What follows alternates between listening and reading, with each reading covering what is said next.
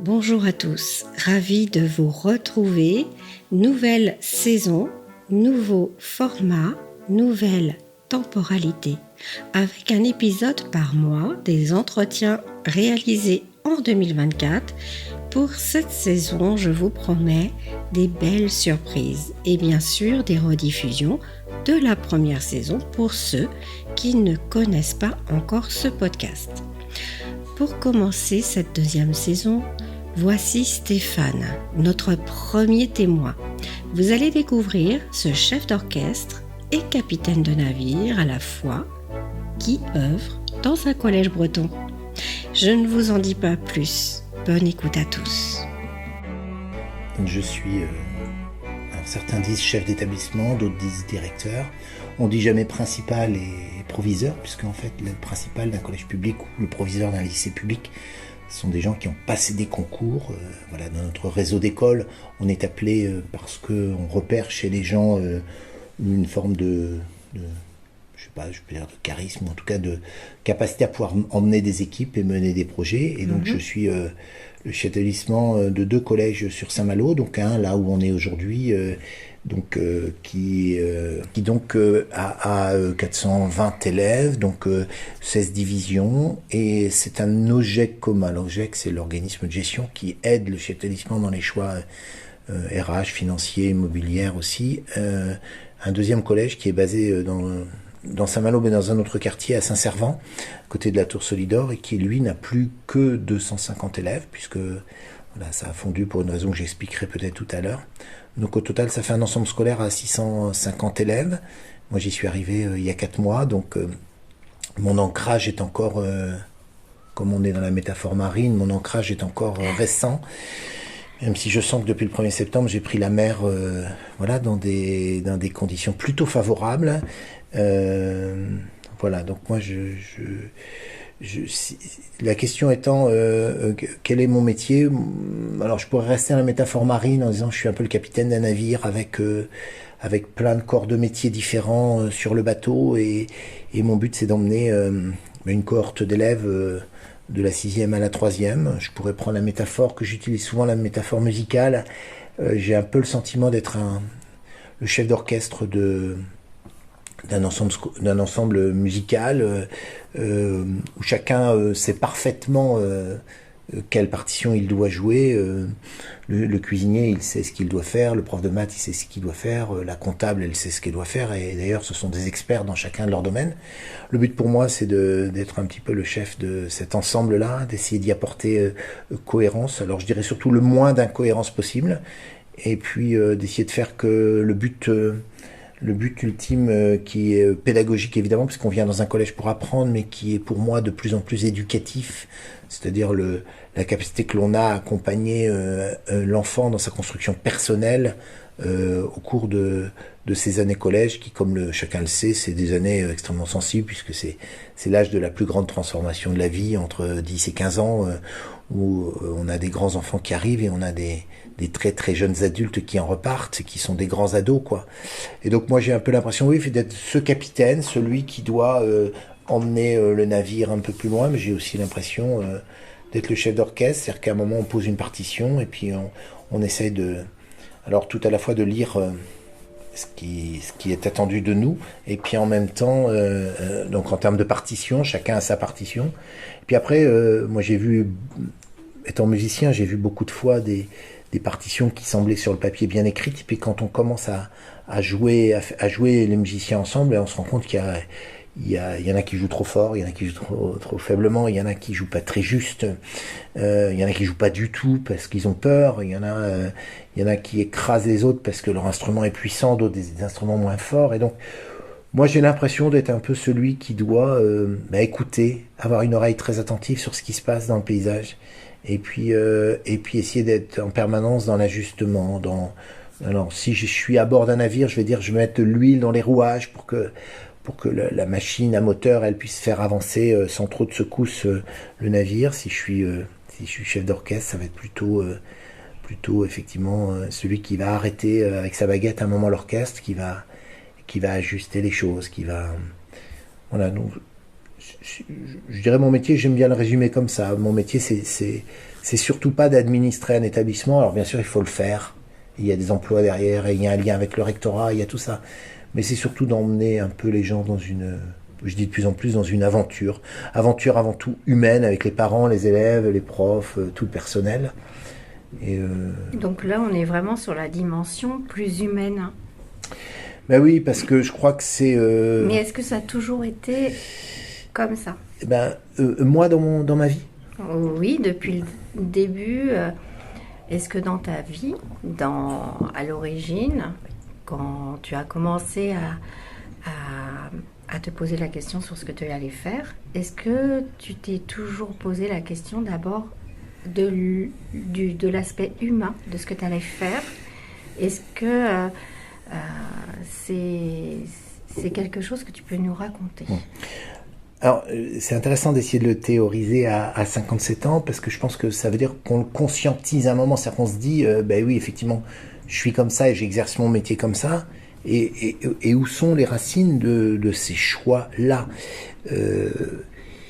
Et je crois vraiment que essayer de mettre l'humain ou la relation à l'humain au cœur même de ma mission, je pense que c'est ancré peut-être dans mon histoire de vie, enfin une histoire personnelle autour de ma formation, mais aussi de mes expériences. C'est pas comme ça par hasard. Voilà, moi je côtoie beaucoup de collègues chefs d'établissement qui font d'autres choix managériaux, qui sont plutôt des bâtisseurs, ou qui sont plutôt des technocrates, ou qui sont plutôt des juristes, ou qui sont plutôt, j'allais dire, des techniciens, pédagogues, didacticiens très puissants. Ben moi, je suis pas tout ça. Je suis pas tout ça. Moi, je suis un être humain qui essaye de mettre de l'humain dans un écosystème fragile qui s'appelle un établissement scolaire, avec des pressions de toutes parts et des interférences. Et je crois, pour essayer de répondre en introduction à cette question, que j'ancre ça dans mon histoire, c'est-à-dire j'ai vu mes parents probablement là-dedans, c'est-à-dire très investis dans des associations où il se trouvait que c'était la danse et le foot à l'époque, parce que dans notre petite commune, on faisait de la danse et du foot. Les filles allaient faire de la danse et les garçons allaient faire du foot. Moi, j'ai vu mes parents... alors mon père était président du club et ma mère a été secrétaire de la danse. Je crois que c'était comme ça que ça se passait. Et donc à la maison, c'était le carrefour de coups de fil. Mais en fait, pourquoi la danse et pourquoi le foot? C'est parce qu'il y avait cette opportunité. Ça aurait pu être du tennis ou de la musique ou complètement autre chose. Mais j'ai senti des parents qui mettaient au cœur quelque part la relation à des gens qui avaient envie de vivre une activité. Et ça, tu le théorises pas quand tu as 7, 8, 9, 10, 11 ans, tu le vois pas, en fait, tu le laisses vivre. Ouais. Mais je pense que ça t'imprègne, beaucoup plus que toute formation, ça t'imprègne, ça te donne envie.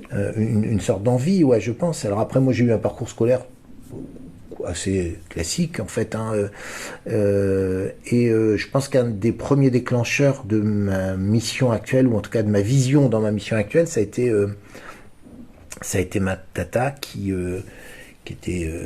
s'occupait de jeunes l'été un peu en fragilité, et elle les emmenait en fait en colo, tout ça s'était agréé, enfin ça fonctionnait bien. Et puis donc moi j'avais 16 ans et demi à l'époque, le BAFA c'était 17 ans, et donc elle m'avait proposé un été de pouvoir venir expérimenter en tant qu'aide animateur. Alors elle, c'était intéressant parce que je coûtais moitié moins cher. Oui. Je faisais un surnuméraire, et puis au final, j'ai joué vraiment le rôle d'un animateur. Et là, je me suis dit, waouh, c'est génial de partir avec des jeunes, d'avoir un projet, d'essayer de développer des choses. Mais c'était pas tant la sortie rando qu'on faisait ou la soirée musicale qu'on faisait. C'était là aussi, c'était tout simplement vivre ensemble des expériences. Et je pense que ça a été assez fondateur. Et d'ailleurs, dès que j'ai eu 17 ans, j'ai passé le BAFA, qui a été pour moi le détonateur des choix d'après, de plein de choix que je vais essayer d'expliquer après, parce que là je me suis dit il se passe quelque chose, quoi. En gros, j'ai des vibrations fortes et je me sens heureux et je me sens épanoui. Je me sens en harmonie avec moi-même quand je suis avec ces gamins, alors dans la montagne, au bord de la mer, sur des pistes de ski ou parfois au bord d'une rivière ou dans un champ, parce qu'on fait des activités toutes simples et puis j'ai l'impression d'être utile à quelque chose. J'ai l'impression que les gamins partagent des choses qui sont intéressantes et donc je pense qu'il y a un vrai fondement là-dedans qui a, je pense, été assez déterminant dans mon idée de devenir prof en fait. Et donc je suis devenu prof. Est-ce que c'est aussi lié à un regard qui a pu être porté sur toi à un moment donné par la famille, et t'as des frères et sœurs peut-être? Oui, alors j'ai une grande sœur qui était partie un peu dans la veine de l'animation, mais qui n'a pas forcément été tellement plus loin. Une petite sœur qui a 7 ans de moins et qui voyait ça de très loin. En tout cas, de l'histoire de l'époque qu'on est en train de raconter, elle voyait ça de très loin. Je pense que mes parents ont très vite vu que... je sais pas si on peut parler de prédisposition, mais je sais pas moi, on faisait des repas de famille, on faisait un mariage. J'avais la chance de savoir faire 3 accords à la guitare, alors quand il s'agissait de faire chanter les gens, tout d'un coup c'était facile. Et puis Stéphane il sait faire ça. Et puis après, au bout d'un moment il faut apprendre à utiliser un micro, il faut apprendre à écouter les gens, etc. Et donc je pense que dans mon entourage, ils ont vu peut-être des prédispositions. En tout cas, ils n'ont pas freiné du tout. Oui. Mais après ils m'ont laissé libre aussi. Qu'est-ce qu'ils faisaient tes parents? Alors mon père était responsable dans l'agroalimentaire, il était responsable d'une laiterie qui collectait du lait, voilà, et donc il était là-dedans en fait, responsable d'une collecte de lait pour un gros groupe alimentaire, et puis et ma mère était prof. Ah oui. Donc ça pouvait jouer aussi, elle était prof de maths, je pense que ça pouvait jouer, elle parlait souvent de ses élèves, au moins dans toutes nos années d'enfance, de son bonheur, du métier qu'elle faisait, qui lui donnait... je pense, un vrai objet de réalisation personnelle et aussi, je vais le dire comme ça, hein, du temps pour ses enfants. Moi, j'ai été choyé parce que chaque vacances, elle était 15 jours à la maison et elle bossait, mais en même temps, nous, on avait une maman qui était là pendant 15 jours avec nous, alors que nos copains, ils allaient parfois au centre de loisirs ou autre parce que les parents allaient tous les deux bosser. Et puis l'été, je suis obligé de le dire, hein, c'était en général en juillet, une quinzaine de jours de vacances en famille, où là mon père était en vacances, et puis ensuite il y avait 3 semaines, voire un mois où on mettait la caravane au bord de la mer, et puis c'était juste fabuleux, il y avait rien, il y avait la pêche l'après-midi, la baignade le soir, éplucher les coquillages le soir, on mangeait ça, et puis on vivait alors dehors tout le temps. Donc je pense que j'ai vécu ça aussi, et je pense que ça m'a imprégné de ce sens de la relation, du contact. J'ai pas eu la malchance d'être enfermé dans un HLM au 8e étage, à jamais pouvoir sortir parce que c'est dangereux dehors ou autre. J'étais vraiment, je crois que je peux dire que j'avais de la chance, quoi, en fait. Et ça veut dire que ça t'a mené vers l'enseignement? Je crois qu'à ce moment-là, je me suis dit, qu'est-ce que je fais de ça? C'est-à-dire, est-ce que je continue dans l'animation? On va voir que dans le parcours, il y a eu à nouveau un questionnement à la fin de mes études. Ou est-ce que je vais dans le monde de l'enseignement? Est-ce que j'ai quelque chose à transmettre? Au-delà des valeurs éducatives et de ce qui me semblait, que je théorise maintenant, mais tu vas te retrouver avec des jeunes et il va se passer des choses qui vont faire que les jeunes vont grandir. Voilà, pas dire il y a qu'à Faucon, il faut penser comme ça. C'est plus tu vis une expérience avec des jeunes et tout d'un coup, ils te regardent faire, ils t'écoutent, ils partagent avec toi, puis tout d'un coup, ça les fait grandir. Et donc, qu'est-ce que je fais à ce moment-là? Je me suis dit, oui, pourquoi pas être prof? C'est compliqué, on est en 1985. Alors, ma grande sœur est déjà partie pour être prof. Je me suis dit, on va quand même pas tous être prof dans la vie, mais qu'est-ce que je fais? Je sais pas trop. Alors moi, c'est une raison parce que sa grande sœur est déjà prof pour ne pas le faire, en fait. En fait, pour faire un choix un tout petit peu différent, c'est-à-dire que, et d'ailleurs mon père me l'a un peu reproché après, mais donc oui, effectivement, j'ai parlé de la musique, j'ai parlé du sport, j'ai parlé des langues vivantes. C'était des domaines dans lesquels moi j'étais heureux et ma sœur était partie prof d'anglais. Je lui ai dit, je vais quand même pas faire la même chose qu'elle, ce serait peut-être bien que j'arrivais à me dissocier un peu. La musique, je ne le voyais pas du tout comme une activité professionnelle, j'en faisais comme ça et j'imaginais pas, je me suis jamais projeté là-dedans, mais je me suis dit pourquoi pas le sport. Je vois mes collègues de PS, ça a l'air d'être des gens heureux, qui sont beaucoup dehors, qui sont beaucoup au contact des jeunes. Pourquoi pas tenter? Alors à l'époque, il y avait un concours, je passe le concours, et puis ça se passe pas très très bien pour moi parce que j'ai jamais été sportif de haut niveau. Donc à l'époque, on a été testé aussi sur nos qualités, voilà. Et au final, en juillet 85, on me rattrape parce qu'il y avait une liste A pris, une liste B en attente et une liste C éjectée. Moi, j'étais dans la liste B, 11e dans la liste B. Je me suis dit, ça va jamais marcher. Et puis c'était pour toute la France à l'époque? En fait, j'étais dans un institut qui formait au STAPS, Sciences et Techniques d'Activité Physique et Sportive sur Angers. Et donc, il y avait à l'époque, dans cet institut-là, ça n'existe plus maintenant, mais il y avait un concours. Et donc, ils recrutaient environ 80 personnes. J'avais pas le nombre de la liste A, j'avais pas le nombre de la liste C. Moi, je savais que j'étais 11e sur la liste B. Et honnêtement, j'y croyais pas. Mes parents, d'ailleurs, sont partis en vacances cet été, puisque moi, j'allais faire une colo, et donc on allait préparer ça. Et je me suis retrouvé à la maison un jour où il a fallu prendre une décision en une journée, où je me suis dit, est-ce que j'y vais, est-ce que j'y vais pas, parce que ça y est, de la liste A il y avait des gens qui avaient disparu, donc moi, tout d'un coup, je me retrouvais éligible, et donc je me suis dit, je me lance là-dedans. J'ai vécu 4 très belles années d'études à Angers, où j'ai confronté cet aspect éducatif dont on parlait tout à l'heure, mais aussi me mélanger à des gens de l'univers sportif de manière très forte, mais très vite, je me suis rendu compte qu'on ne regardait pas tout à fait l'élève de la même manière. Quand vous êtes en National 1 ou National 2 dans n'importe quel sport, vous avez donc une vraie expertise technique et vous voyez l'élève comme un apprenti technicien de badminton, de natation, de foot ou de je sais pas quoi.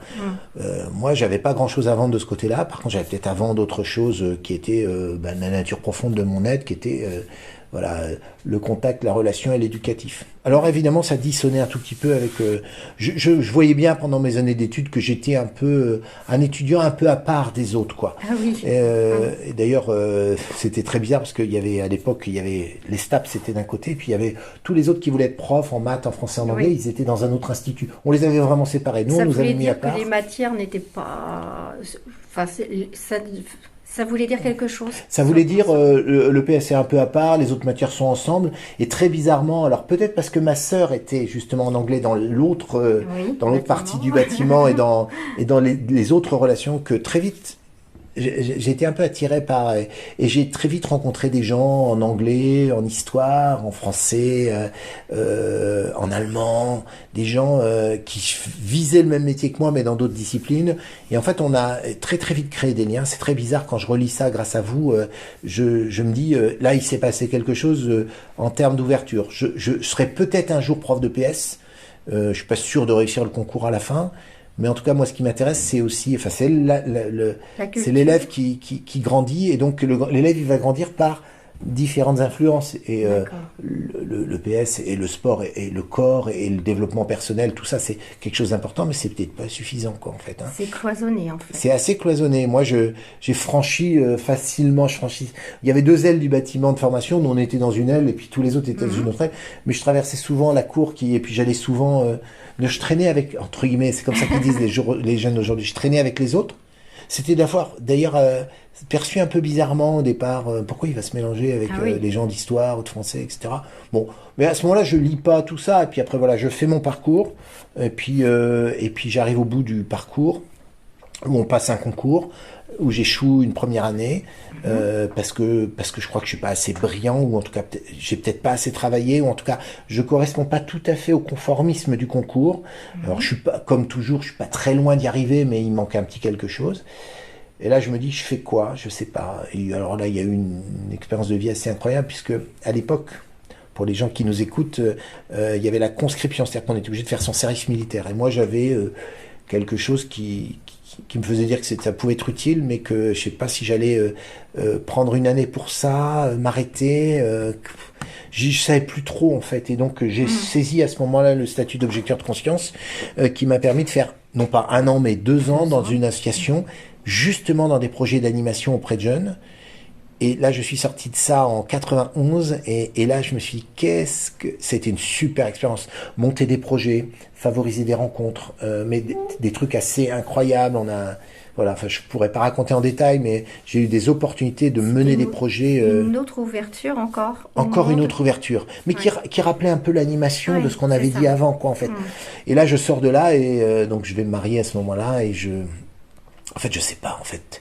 J'ai tout d'un coup à nouveau un choix à faire. Est-ce que je continue dans le monde socio-éducatif, on pourrait l'appeler comme ça, responsable de MJC, je sais pas, complètement autre chose, ou est-ce que, parce que j'ai échoué au concours, donc ça va peut-être être difficile, et puis, je sais pas, la peur peut-être me fait dire, il faut quand même que je côtoie le monde des profs. Alors après, je dis souvent, d'un échec faire une opportunité ou savoir saisir les opportunités. Oui. Et à ce moment-là, voilà, on se marie, ma femme est prof et puis bah moi je pose quand même un dossier de candidature pour être suppléant. Il se trouve que voilà, on m'offre, c'est juste génial, un poste tout près de chez moi.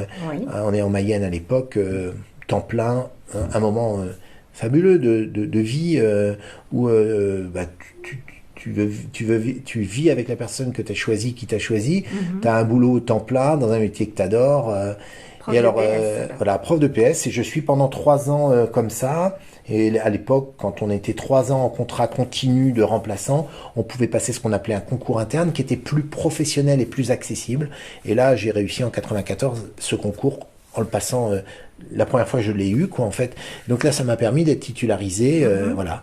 Et ça voulait dire, en fait, d'être plus évalué sur le terrain en situation plutôt que d'avoir un concours avec des matières et très spécialisées, mais très théoriques, en fait. C'est exactement ça. C'est-à-dire que le concours externe était très universitaire.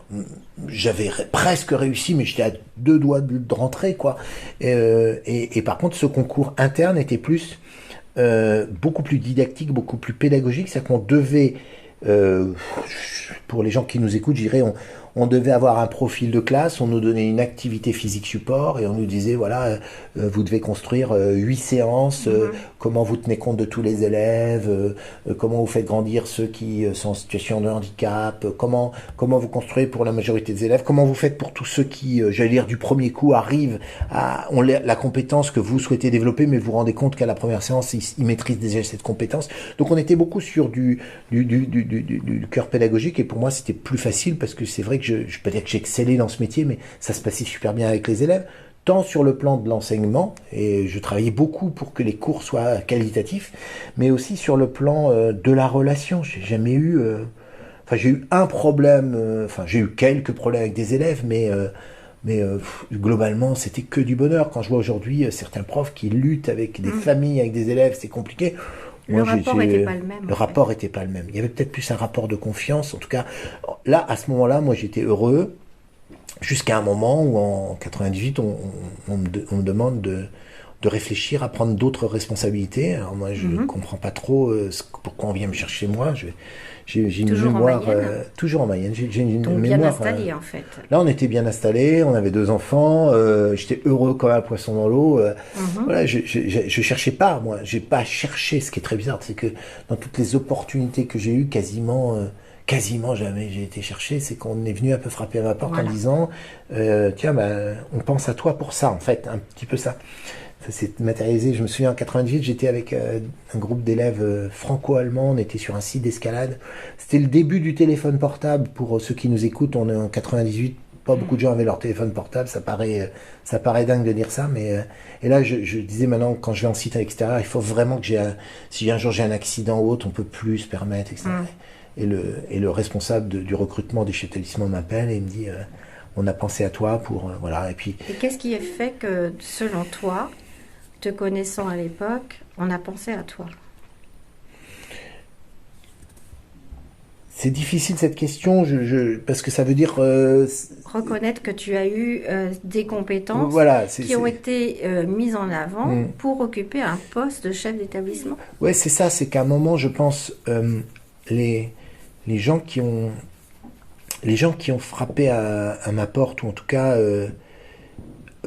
devait avoir des échos alors de mon chef d'établissement ou il se trouve que voilà, quand on est dans le sport, que ce soit dans le public ou dans le privé, en fait on n'est pas enfermé dans sa salle de classe, on rayonne sur les stades avec des gens, donc on voit les gens fonctionner. Et puis moi je m'occupais de mes enfants et puis je m'occupais de mes élèves. Enfin, j'y donnais toute ma vie et les gens devaient voir que j'avais une forme de générosité ou d'engagement. Je ne sais pas comment le définir. Et à un moment, on frappe à ta porte. Et là, tu tombes un peu de la lune parce que tu vois aussi ton chef d'établissement au quotidien qui est plutôt dans des tâches qui semblent ardues et puis qui ne sont pas faites pour toi. Et donc voilà, 3 fois de suite, moi j'ai refusé des postes parce que je me sentais pas légitime en 3 fait. fois quand même.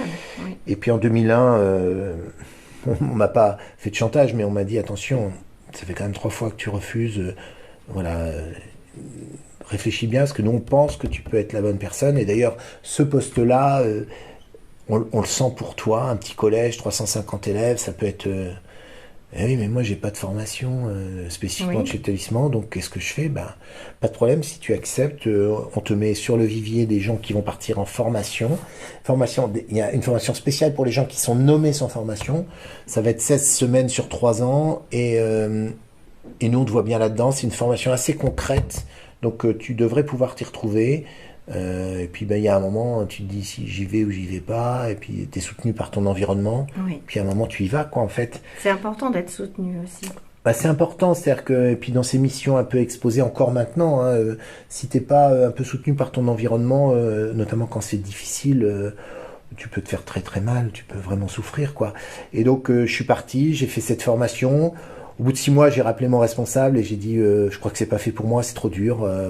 Faut bosser 12 à 14 heures par jour, on n'arrête pas de prendre des coups, je suis pas armé, je suis pas assez solide, il y a trop de choses on est trop au carrefour d'injonctions paradoxales en permanence. Moi je peux plus faire ça. Il me dit non, tu vas tenir le choc, ça va aller, etc.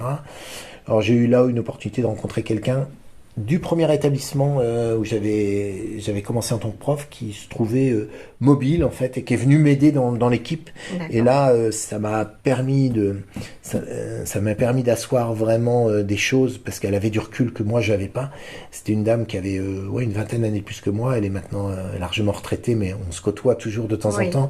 Et elle m'a permis, ça a été un point d'appui sur des points où moi j'étais un peu plus fragile, dans la rigueur, dans certains dossiers administratifs ou autres où j'étais un peu, j'avais besoin de parfaire des compétences en fait.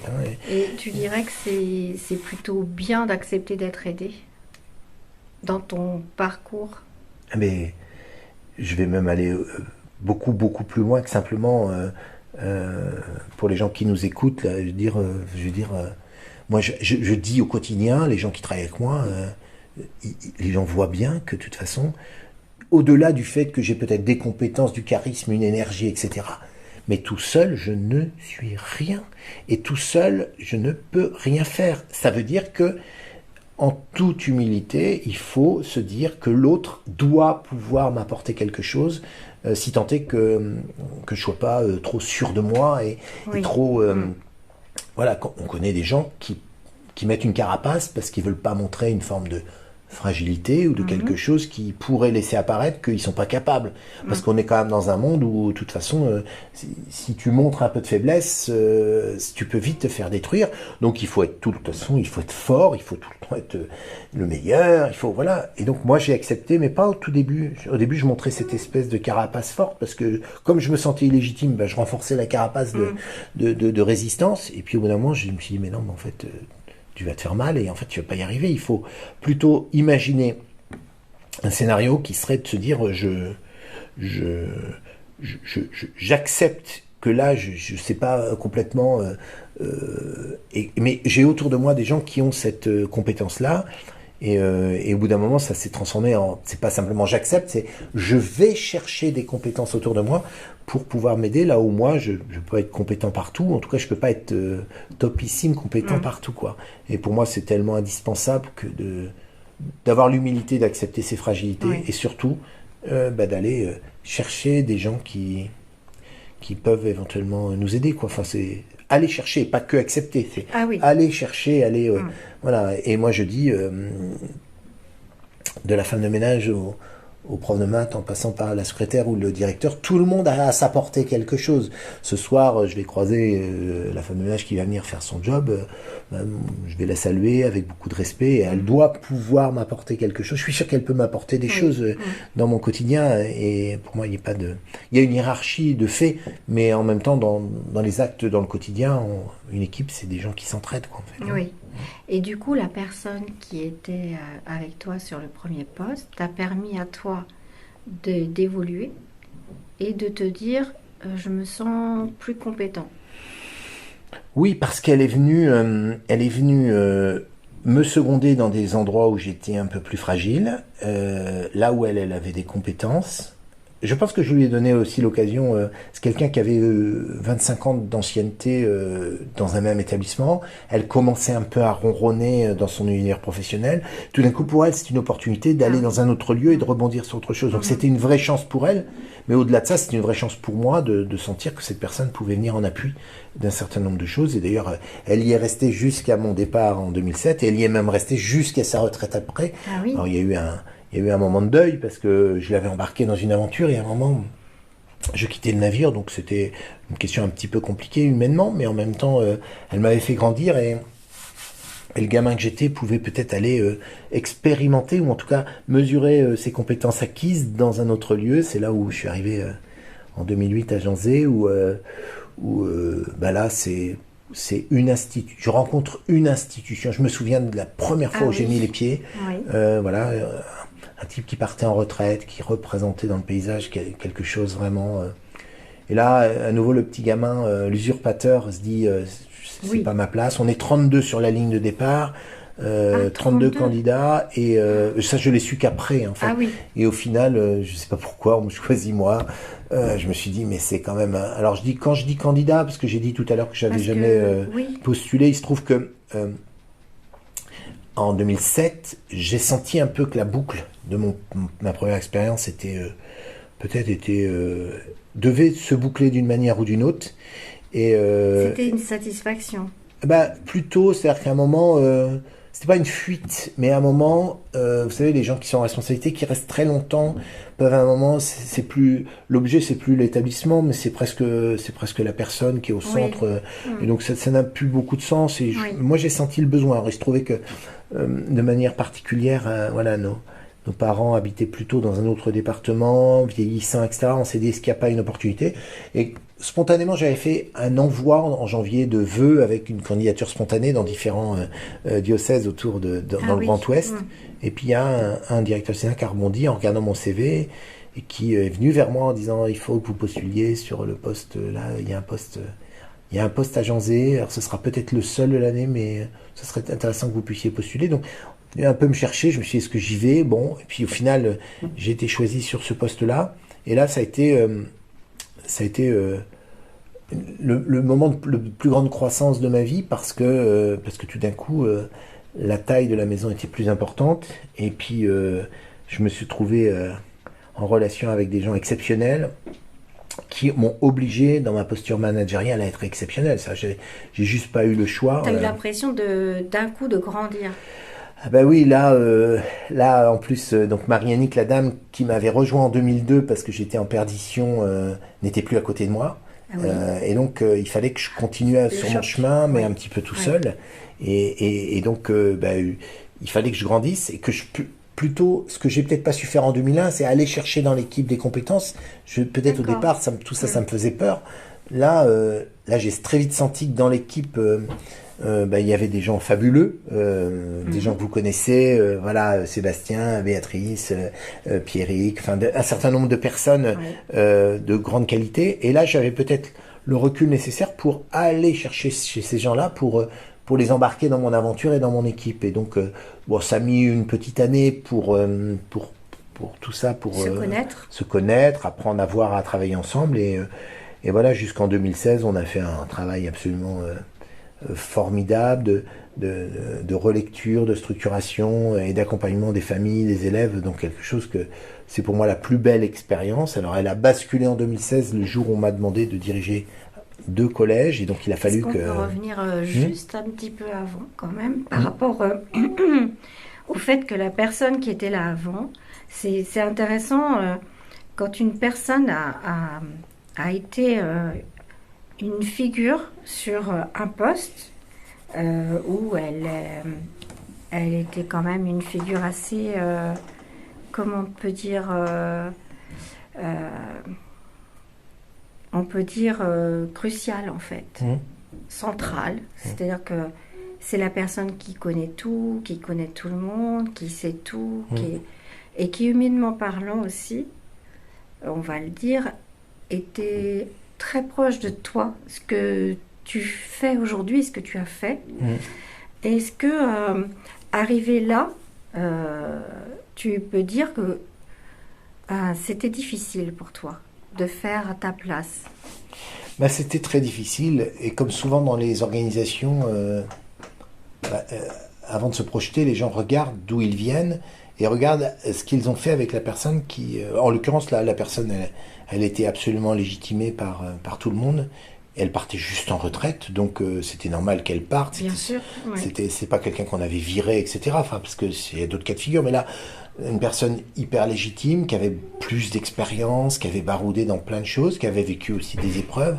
Et tout d'un coup, c'est lui qui, le 22 août, qui vous donne les clés, qui vous dit à partir de maintenant, je suis à ta disposition, mais moi je m'efface. Et donc et là, tu fermes la porte et tu te retrouves tout seul dans le bureau et tu dis c'est moi maintenant. J'ai dit oui, comme me disait un responsable à l'époque. Oui, c'est facile de dire oui, après il faut assumer le oui derrière, quoi.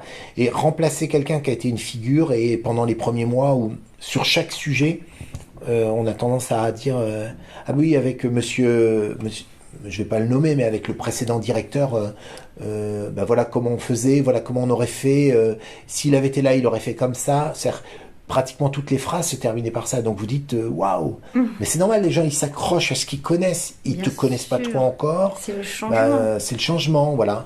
Et peut-être que maladroitement, là, depuis que je suis arrivé à Saint-Malo, j'ai peut-être été moi aussi ancré dans certains de mes repères, parce que ces repères me sécurisent.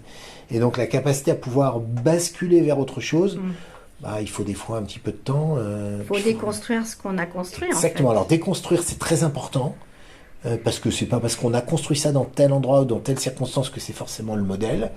Et puis au-delà encore au-delà de déconstruire, c'est s'imprégner vraiment des gens qui sont là. C'est-à-dire que et de leurs propres aspirations aussi. Ça nécessite, c'est ce que j'ai fait là depuis 4 mois, j'ai quasiment rencontré en entretien individuel il y a 80 personnes qui travaillent ici, j'ai essayé d'aller rencontrer individuellement chacun, de manière à pouvoir sentir un petit peu le pouls de chacun, pour me dire mais où est-ce que je suis arrivé et comment je dois...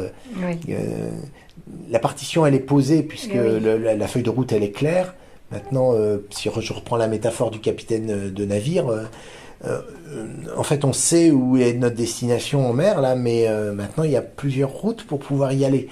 Et quelle va être la route qui va être la plus pertinente Et donc, s'imprégner énormément, essayer d'oublier la personne qui était là avant, même si là aussi, à Saint-Malo, les gens ont fait beaucoup référence à la personne qui était là avant, ce qui est complètement légitime. Les gens ont passé 11 ans avec une personne, c'est juste énorme, quoi, en fait. Hein. Donc, il faut... Et puis, je pense que c'est important de parfois dire, monsieur un tel ou madame truc, elle aurait fait comme ça, mais moi, je vais vous expliquer pourquoi je vais faire différemment. Donner du sens à ces décisions, qui viennent pas heurter la personne que vous avez remplacée. Vous êtes légitime à prendre toutes les décisions que vous avez envie de prendre, mais que ces décisions, elles fassent sens dans ce que vous êtes et dans ce que vous projetez pour le projet pour lequel vous êtes nommé, quoi, en fait. En 2016... la personne que tu es, on lui propose sans doute quelque chose de nouveau, on va le voir, encore, alors que toi, tu l'as dit au départ, c'est plutôt, toi ce que tu veux faire, c'est être avec les élèves, avoir une vraie relation, pas que par rapport à une matière, C'est animé, quoi. En fait. Et là, aujourd'hui, tu as pris ce tournant-là. Est-ce que tu le regrettes? Est-ce qu'en 2016, quand on te propose quelque chose de nouveau et quoi, tu le regrettes? Est-ce qu'à un moment donné, tu t'es dit, là, ça va plus dans ma ligne, quoi, à moi? Alors, votre question, elle est très très vaste. C'est que je reviens à 17 ans, je suis animateur, je fais des choses avec les gamins, ça se passe bien. Mais très vite, je me dis, ok, je m'occupe de ce petit groupe là, des 6-8 ans, ils sont 15, et puis voilà. Mais en même temps, le groupe, le centre de vacances où on est, il y a une centaine de gamins, mais moi je m'occupe pas forcément des autres, et puis j'ai pas d'intérêt. Voilà. Et donc très vite, en fait, après le BAFA, j'ai passé le BFD pour diriger un établissement scolaire, et donc diriger un centre de vacances. Et donc très vite, je me suis dit, mais en fait, dans un premier temps, je me suis dit, tu vas avoir plus de pouvoir si tu es le directeur plutôt que si tu es simplement l'animateur. Après, j'ai transformé le pouvoir en service, mais ça sera un autre sujet peut-être. Est-ce qu'il ne s'est pas passé la même chose dans ma vie où à un moment, je me suis dit, mais en fait, j'ai le pouvoir ou le service de l'enseignant, et puis à un moment, j'ai le pouvoir ou le service d'un chef d'établissement qui peut envisager l'enfant dans sa construction, dans quelque chose d'encore plus global que simplement la porte de la matière pour laquelle j'avais été formé. Et donc, à ce moment-là, en 2016, quand on frappe à ma porte pour me dire on voudrait que tu gardes la structure que tu diriges actuellement, mais on voudrait en rajouter une autre, il va falloir travailler par délégation. Sur le coup, je me suis dit, mais c'est pas... Non, ça va encore plus m'éloigner du terrain. Et en fait, avec un peu de recul, ces 5 ans en double direction à ce moment-là, c'était une richesse incroyable en termes d'obligation de lâcher prise sur l'opérationnel et la confiance dans la délégation. Moi, j'ai grandi à ce moment-là de manière incroyable en disant, de toute façon, si tu veux tout faire, tu pourras pas tout faire. Maintenant, il faut que tu t'entoures encore mieux et que dans chaque structure, tu puisses dire, voilà, ceux qui sont autour de moi, ils agissent, mais au nom d'une vision, au nom d'un projet, etc. Et donc, de la relation simplement aux jeunes en centre de vacances jusqu'à diriger un établissement scolaire, un double établissement scolaire avec plus de 800 élèves, tu dis à un moment ce que tu veux transmettre, les valeurs que tu veux transmettre, l'énergie que tu veux transmettre, mais en fait elle par capillarité elle va encore irriguer davantage de gens. Et j'ai trouvé que ça prenait du sens, non pas dans une envie d'hégémonie en disant ah super, j'ai ça en plus sur ma carte de visite. C'était juste, on me fait appel pour me dire ce que vous faites vivre là dans un collège, ça a l'air d'avoir une certaine résonance.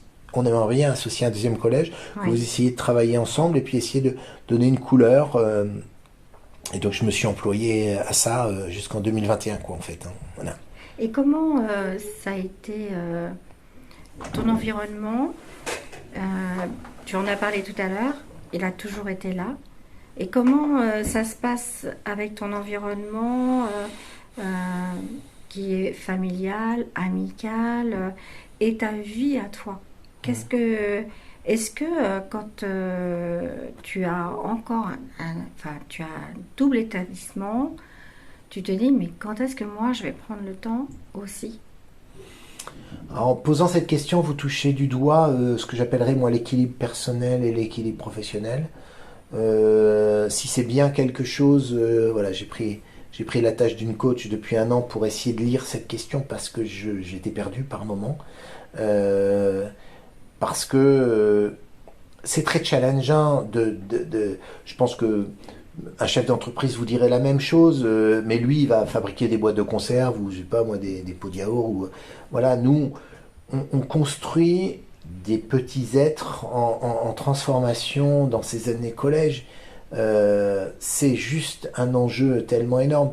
Ça ne donne pas le droit de s'en foutre, ça ne donne pas le droit de s'en moquer, de se dire, bon, on verra bien demain, puis si ça marche pas...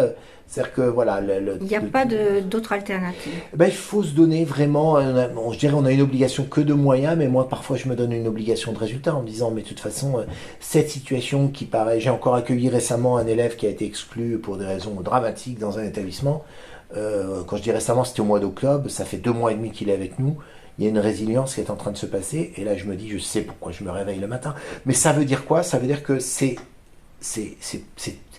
toute notre vie, il y a presque une mission derrière, et vous faites le lien entre l'entourage et ça. Je pense qu'il y a des moments où c'est difficile. Mon petit dernier, je ne l'ai pas vu beaucoup grandir parce que je n'étais pas beaucoup présent, et qui est né en 99. Moi, j'ai démarré ces missions en 2001. Et puis, moi, j'ai une épouse qui est conciliante, c'est-à-dire qu'elle accepte cette énergie que je donne à d'autres, parce qu'elle sait que c'est aussi ça qui me meut. Mais là, dans la bascule de 2023, où je me retrouve un peu dans la configuration de 2016, où tout d'un coup, je reprends la direction de 2 établissements. Mais là, c'est pas comme en 2016, où je connaissais parfaitement un bahut et puis je prenais un deuxième. Là, je découvre 2 bahuts en même temps. Et donc là, depuis 4 mois, à nouveau, le déséquilibre personnel et professionnel s'est installé, par aussi l'excentration de mon domicile. Donc je suis célibataire géographique toute la semaine, à 1h15 de route de chez moi. Donc nécessairement, j'occupe quoi mon temps, je suis à 6h30 au boulot le matin et je termine à 21h le soir, et tout est mobilisé autour du travail, et je vois bien que cet équilibre-là me déséquilibre. Et donc cette question de l'équation entre l'équilibre la dimension personnelle et professionnelle, c'est une question difficile, sur laquelle je crois que j'ai besoin d'être aidé, parce que ça mange beaucoup. Est-ce que ça fait douter de son orientation, justement? Si j'y perds la santé dans les prochaines années, je vais dire oui, parce qu'il y a ça derrière. On vieillit, et donc automatiquement le corps peut nous renvoyer quelques messages en disant attention, là tu tires un peu. Alors il y a 20 ans tu tirais comme ça, mais en même temps tu avais 20 ans de moins.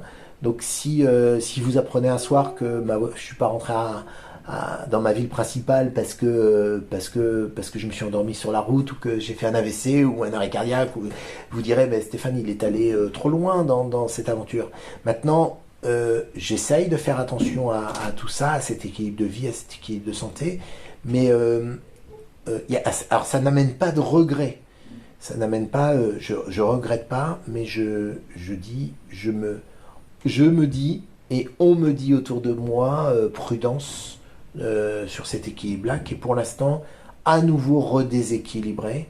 Non pas dans une envie de super pouvoir, il a encore fait plus grand, plus fort, plus haut, etc. Non, dans l'idée que il a continué une croissance professionnelle qui est partie de rien, en fait, de pas grand-chose, d'une éducation de parents, d'un goût de la relation aux autres, et il s'est construit dans des méandres assez incroyables.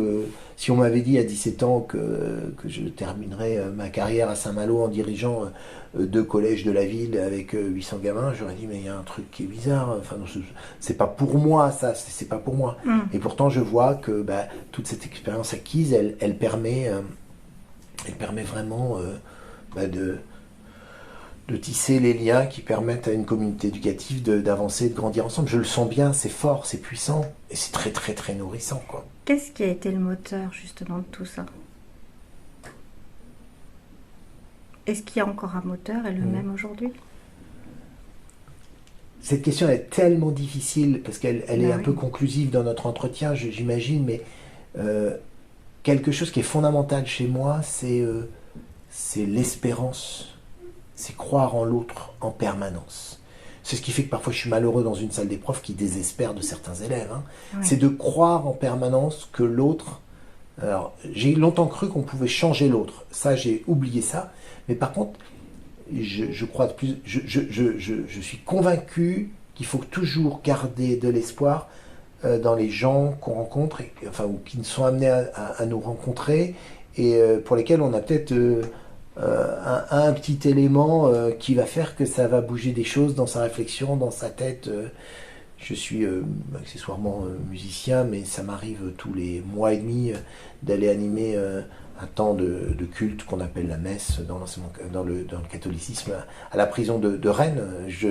J'ai en face de moi une 60aine de gars qui sont là pour 20 ou 30 ans, donc c'est pas des enfants de cœur, c'est quand même des gars qui ont fait des grosses bêtises. Et bien quand je les salue tous, ma seule vibration, c'est de me dire, j'espère que ce gars-là, il va grandir, et on croit encore en lui malgré tout ce qu'il a fait de très mal, quoi.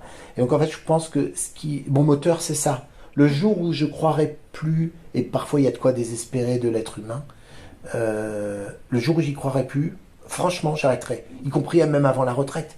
Et c'est peut-être l'année prochaine s'il y a des gros coups de bambou qui me tombent sur la tête. Quand en 2017, j'ai un élève qui a décidé de mettre fin à ses jours chez lui pour des raisons que je ne développerai pas ici. Ça a failli être un coup d'arrêt absolument brutal à une carrière parce que tout d'un coup j'étais dans la désespérance. La mort, c'est la désespérance. Il y a un moment, alors en tant que chrétien, on a une espérance d'après, mais sur le coup, la brutalité de la fin, voilà.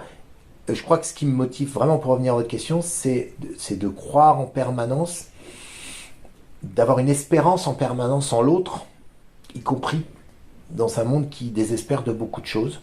Et je pense qu'on est cette petite lumière là, et tant que j'ai cette énergie là, j'essaierai de la mettre au service des autres, quoi. Est-ce que ton rôle et ton moteur, à la fois, ça peut être le fait que tu donnes ta confiance en saluant, par exemple, les personnes enfermées dans une prison, c'est un peu montrer qu'on peut encore leur faire confiance. C'est pas un message pour les aider à s'en sortir aussi, que voilà, il n'y a pas de...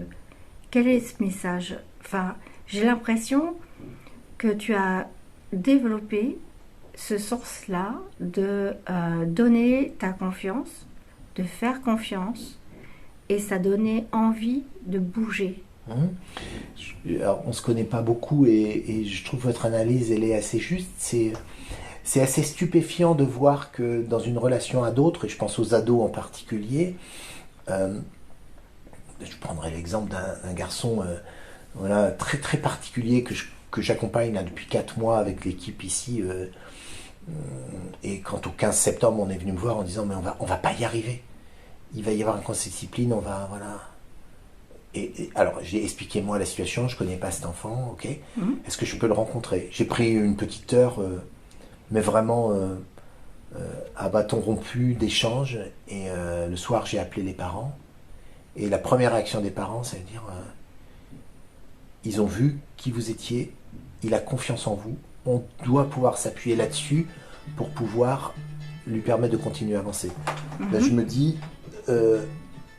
vraiment, c'est quelque chose de formidable que d'entendre ça des parents, parce que cette lecture de l'espérance en l'autre à un moment où tout le monde désespère, ben, je me dis mais moi j'ai rien fait de particulier, j'ai juste pris 1 heure avec lui pour pouvoir parler, écouter ses peurs, accueillir ses besoins, écouter ses peurs, accueillir ses besoins.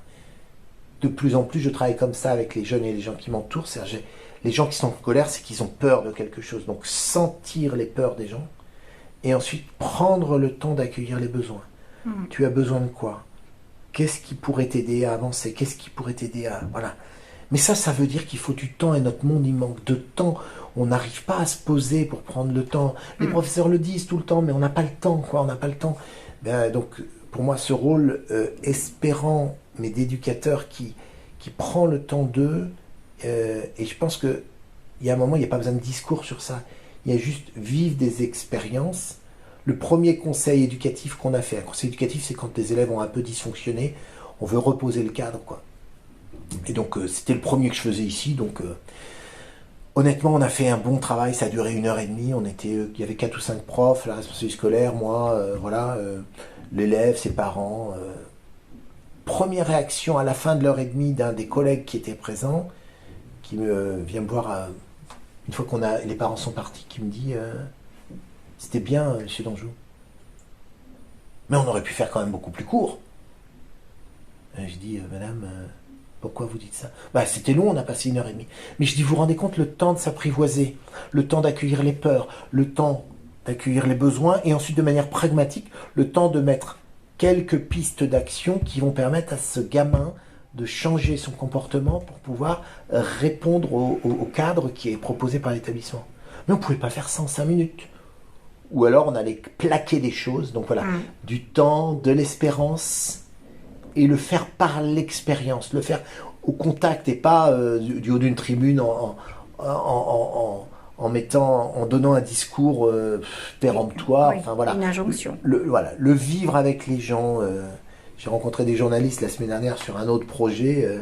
Et puis ils m'ont dit est-ce qu'on peut vous filmer dans votre univers professionnel?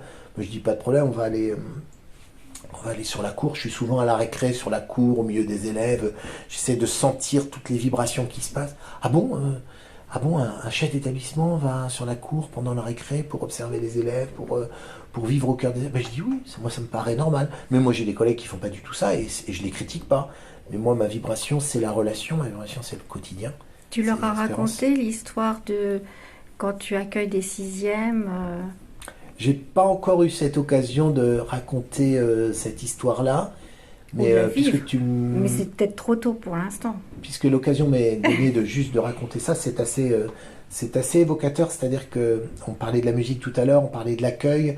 Les petits piou-piou de sixième, quand ils arrivent, j'ai eu la chance en 98 de tomber sur une chanson écrite qui parle de cette transition CM de sixième de manière simple et assez émotionnelle. Et en fait, on en a fait effectivement une bande son, on en a fait un support. Et en fait, on traduit par l'émotion d'un chant collectif qu'on appellerait une chorale, où on l'apprend aux élèves.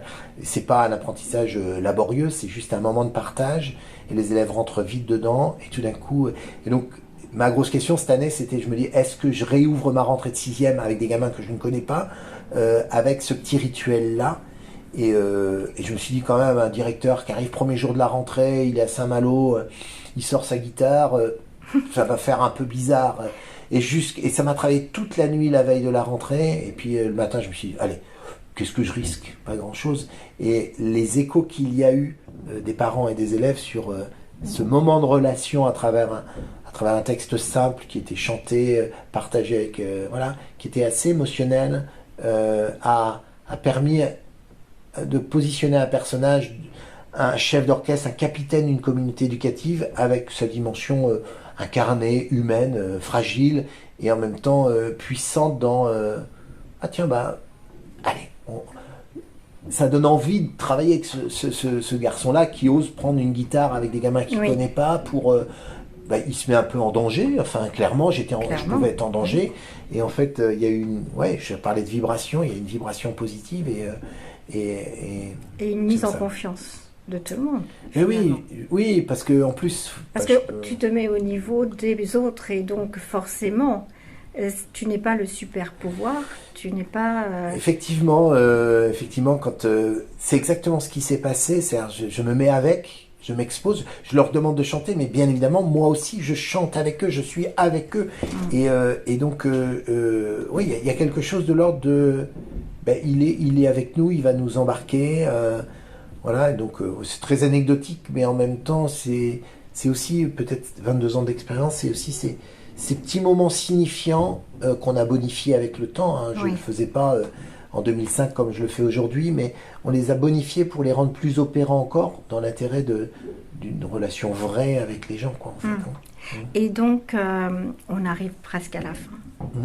Et je ne veux pas couper la discussion, mais j'ai envie de poser une question, plutôt parce que là, jusqu'à présent, les entretiens que j'ai réalisés, c'était en 2016, et puis j'ai repris les mêmes personnes et je les ai revues en 2024, donc 8 ans après.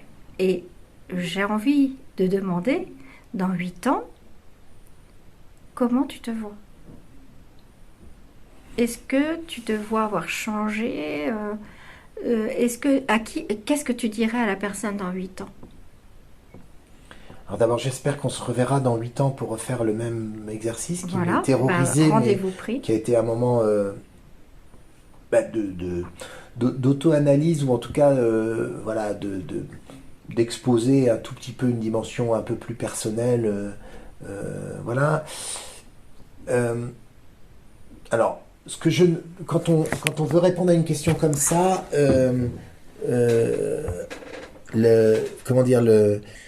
dans 8 ans, alors d'abord j'espère qu'on fera cette interview, ou peut-être que je réécouterai celle-là dans 8 ans pour me dire j'avais dit tout ça. Je voudrais,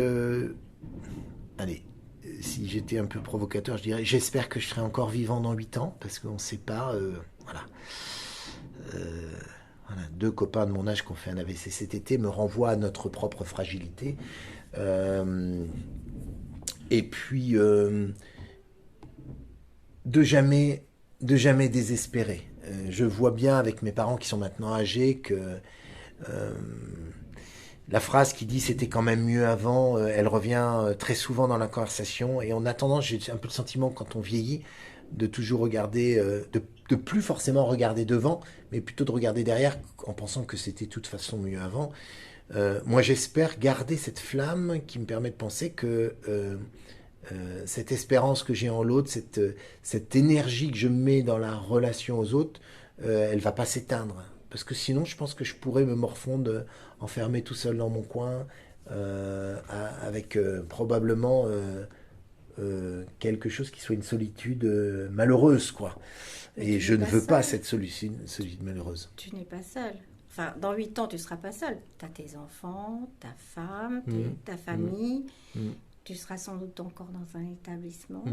Peut-être pas celui de Saint-Malo. Ouais, Est-ce que tu te souhaites d'aller dans un autre établissement? En signant mon engagement ici, je sais que je suis... Alors, les lois sur la retraite vont peut-être encore évoluer, mais je suis probablement sur le dernier mandat professionnel. Donc, si tout se passe bien, parce qu'après, on peut aussi nous demander de quitter le navire quand ça va pas bien, mais si tout va bien, je pense que je ferai ma dernière expérience professionnelle. Mais vous savez,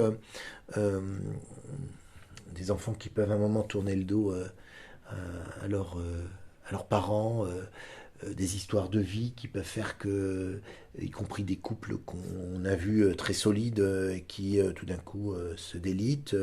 C'est pour ça que votre question, c'est comment je me projette. Ben, j'espère que tout ce qui fait la sérénité de ma vie actuelle, j'espère continuer à le bonifier pour les prochaines années. Et puis, voilà, des failles, des fragilités, ou en tout cas du questionnement sur des choses un peu plus compliquées, mais j'espère que ça ne viendra pas entacher tout ça. Hein. Mais ouais, fondamentalement, parce que je pense que si je suis plus si je suis plus animé par cette énergie positive, de relations, de projets, oui, je pense que je peux être quelqu'un d'éteint qui s'enferme dans son coin et qui meurt à petit feu. C'est pour ça que la retraite est quelque chose... Enfin, ce sera probablement une retraite un tournant active. Ce sera quelque chose... mais préparé.